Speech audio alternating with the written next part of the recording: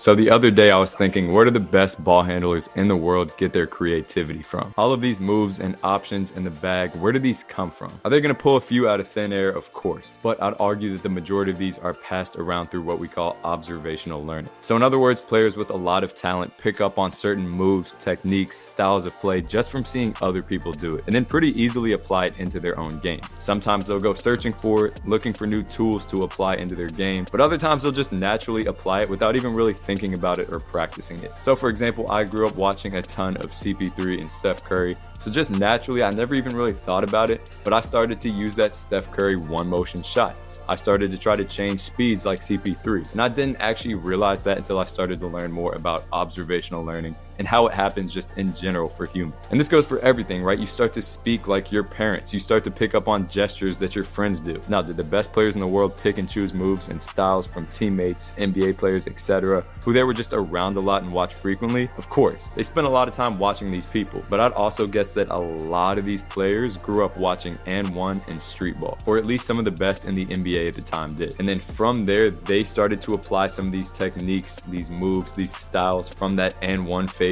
And then the younger players coming up under them watched them, and then there's a trickle-down effect where the young players under that generation were picking up on their moves too. So it went from And1 to some of the players in the early 2000s or the mid 2000s, and then from there all the players today are starting to follow under that. So if you trace it back to the root, a lot of what happens in today's current NBA with ball handling probably came from And1 in that street ball phase. Number two, I think And1 encouraged a lot of players to not only be okay with creativity, but to embrace it. Even if an athlete picked up no moves or styles or techniques from And1, there's an entire culture shift. Are some of these moves out of the question in a real game? 100%, of course. This is never going to happen in the NBA. But some of these are actually really solid moves and techniques that apply to real hoop. And even more important to me, trying some of these crazy moves may have helped build some general skill. So is trying a move like this beneficial in a real game?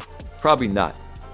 But it can help build that general skill. In other words, it's just a good way to get athletes out of their comfort zone, to challenge their coordination. If you can do some of these easily, chances are you'll be able to do all the simple moves a lot more comfortably. And third, it just encourages these guys to go out and work on their handles for hours, to try new things, to do it in a fun way that actually engaged them. They got their dopamine going in their brain, right? They had fun with it, and they weren't just pounding the ball into the ground mindlessly. Because with engagement and fun comes more repetition, right? When they enjoy doing this, when it's cool to go work on your handles, you start to do it more and do it in a way that's fun, so you continue to do it. So I don't think there's really any surprise as to why these ball handlers in the NBA are so good these days. That entire culture shift in the early 2000s, I think, is responsible for a lot of what's going on in the league today. And who knows what's coming next, right? Who knows what's the next revolution? We probably never thought 20 years ago that And1 was going to help shape ball handlers in the NBA like it did. So we'll see what's next. As always, thank you guys for tuning in. I'm very interested as to what you think on this topic. Do you guys think that And1 played a big role? Or do you think there was just a phase in passing in the history of basketball that didn't have much effect? Let me know, comment it below.